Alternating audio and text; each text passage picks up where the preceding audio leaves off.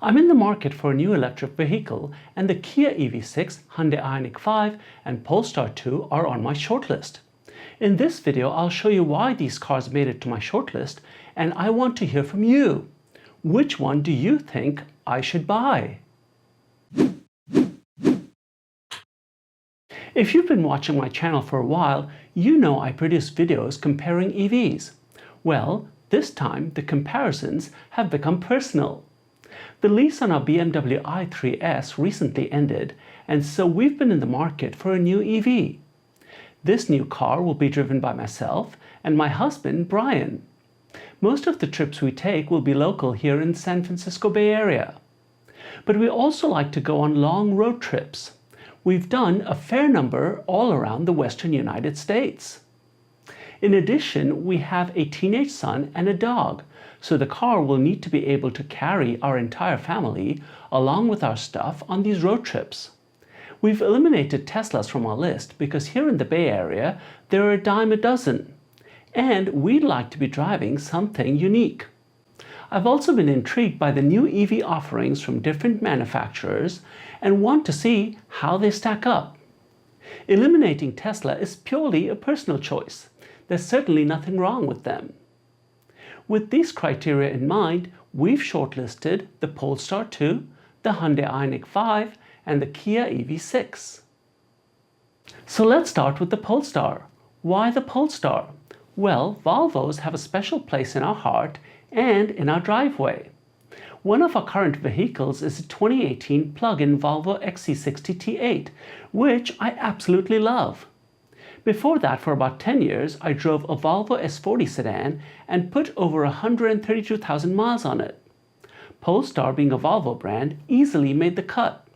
I love the styling outside and inside. I think Polestar did a standout job with the crisp European look.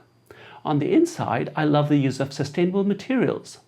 I did have a chance to test drive one and really liked the sporty drive. However, I found the suspension to be a little too firm. I know that's part of the race-inspired DNA of the car, but it was a little too harsh for my taste, especially for long road trips. If we get this car, we may seriously have to consider the one with adjustable Öhlins dampers, so we can get a little bit more comfort ride. We'd also get the all-wheel drive version as opposed to the front-wheel drive version. One of the things going for this car is the Google-powered Android infotainment system. I'm intrigued to see how well that works, especially with Google Maps and the integration of the charging systems. But perhaps the biggest reason to get this car is because this is Brian's first choice. And it's always a good policy to keep your spouse happy. Next up is the Hyundai Ioniq 5. Since it was introduced earlier this year, I've been intrigued by the design and technology of the car. I was lucky enough to get a reservation on it earlier in June. I think the 80s retro-inspired hatchback look is so cool. In my opinion, it's one of the best looking EVs on the market this year. It's pretty impressive that it also comes with 800-volt architecture for faster charges and advanced features like augmented reality head-up display. When the car first came out, I was a little concerned about the quality of the interior materials. But I did have a chance to see the Ioniq 5 in person at the Electrify Expo in Irvine earlier this year and was impressed by the interior. The materials were high quality and there were nice details throughout. If we were to get this car, it would be the all-wheel drive version in the fully loaded limited trim. This comes with 20-inch wheels, augmented reality head-up display, and relaxation seats. I haven't had a chance to drive it yet, but I've seen from a number of reviewers that it has a comfort drive, so not sure how I'll feel about that.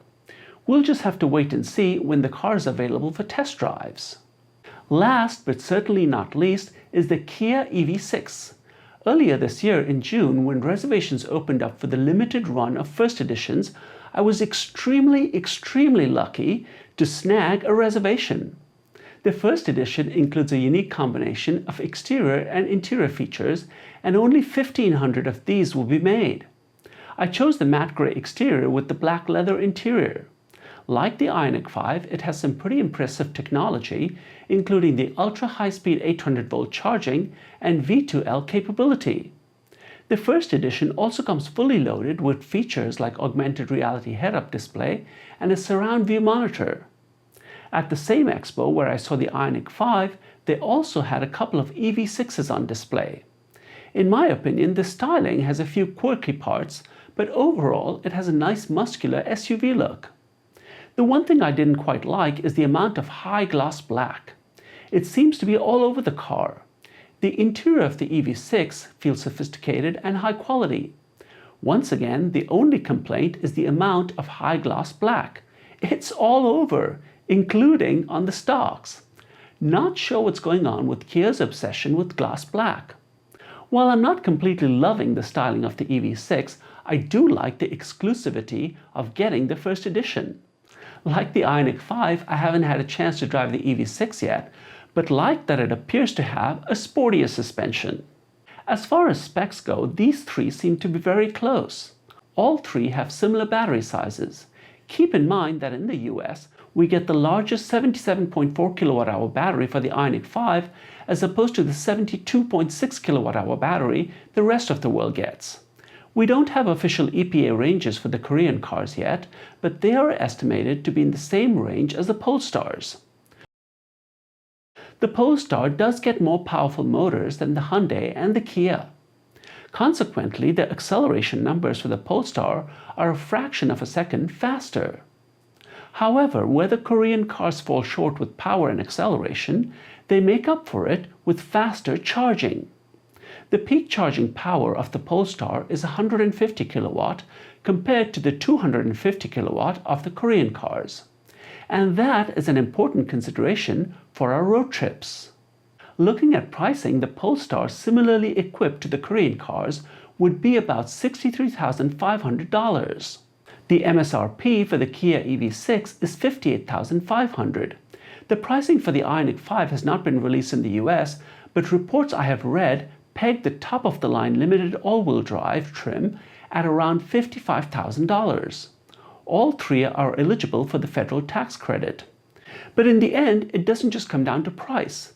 It's also about the buying experience. Polestar is the only one on this list that sells directly from the manufacturer and has a transparent fixed price.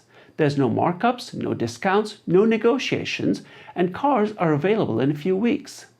Kia and Hyundai still stick with the dealer model, and that's where I get a little concerned. With the supply chain shortages we are having, we've seen some pretty insane markups on vehicles.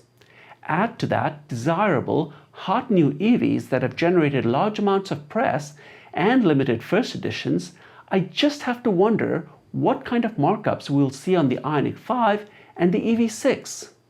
I'm certainly not looking forward to having to wrangle with dealers, wait hours at the dealerships, and negotiate a price for the vehicle. It's also unclear when these vehicles will actually be at dealers. So, which one do you think I should buy? The family favorite performance-oriented Polestar 2, the sharp-looking Ioniq 5, or the exclusive Kia EV6 First Edition? Let me know in the comments below and tell me why you make that recommendation. Please give the video a like, share your comments below, and subscribe to the Driver Download.